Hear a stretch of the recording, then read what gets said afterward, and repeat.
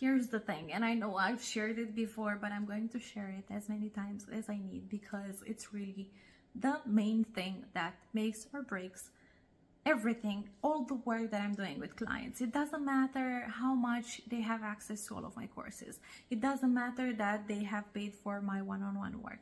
It doesn't matter anything. They could have all of the resources available, but if they do not consider these things, they are still going to be stuck. And that's why when you see people that have access to information and they are still stuck, it's probably because of this, because they are still in victimhood, because they still blame others, because they still are blinded by their own pain to not see what needs to be healed within them. That's why a lot of people are in relationships and they know all of the attachment theories and all of the things that they need in order to create conscious relationships, but they are stuck after years. And that was my own situation as well.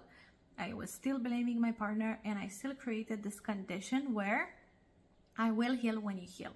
And I believe that people have the hardest time healing in relationships many times because we have someone there that we can have a conversation with, that we can blame, that we can control. And having a conversation with our partners, sometimes it's, it takes that mask of like consciously discussing about how to evolve, but it's just putting blame. It's trying to control them to shift so that they can change for us to not have to do the work. That's what we do so many times. We're like, yeah, but I have this trauma because you trigger it, but I have a very good idea.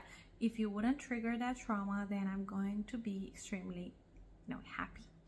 And while I'm not saying, choose toxic dynamics where people just push your buttons and are not considerate to your needs, I'm saying that a lot of people just intellectualize healing in this way. We are waiting for our partners to change before we begin truly doing the work. And we are in a continuous negotiation phase that doesn't seem to end. That's why I bring this to you. If you truly want to heal, you have to take radical responsibility. Even if your partner is doing that thing, you have to still look at the place within you that enables it or that accepts it.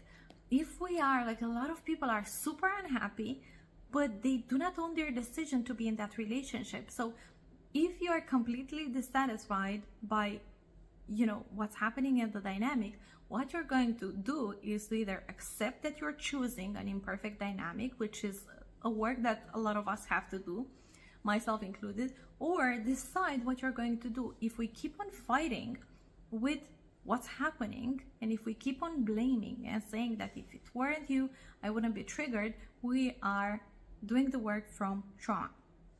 And that's just going to keep us stuck. It's going to enable us in the same place